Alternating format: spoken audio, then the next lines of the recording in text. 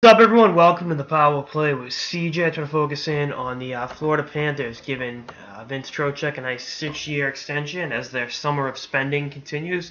$4.75 million for the next 6 years per year. So that's a very, very, very good contract. I like this deal a lot. I think you look at a guy like him and say to yourself, all right, he's definitely a big part of this team's future. Florida's less than $4 million from the cap ceiling, and they got all their guys taken care of. But for a team like Florida, that's been traditionally cheap.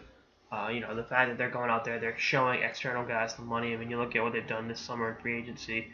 Landing a Keith Yandel, a James Reimer, today at Demers, and now taking care of their internal guys. Obviously, during the season they re-upped Sasha Barkov, they re-signed Ekblad.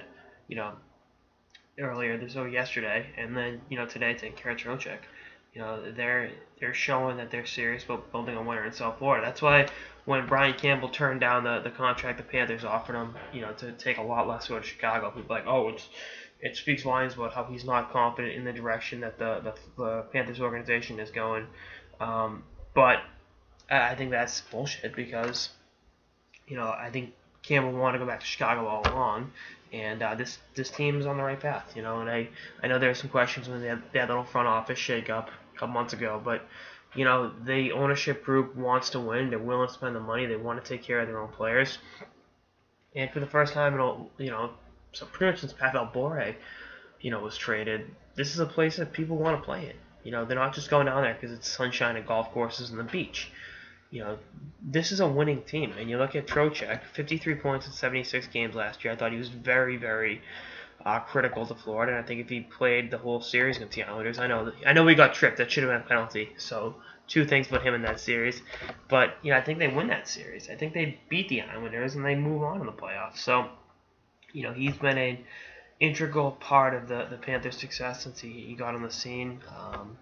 Last year they called him up for good. It was like, oh, wow, this guy can play. I've been a fan of his since his junior days when he went from Pittsburgh to the Saginaw Spirit back in 2009, 2010. And then, he was amazing on the U.S. World Junior team and an integral part of why the team won the gold medal back in 2013. So, phenomenal player and a guy that the Florida Panthers, I'm sure, are grateful is in the fold for a long time. Anyway, that's all I got in this episode of the Power Play with CJ. Stay tuned for more episodes throughout the off season and beyond. Later, guys.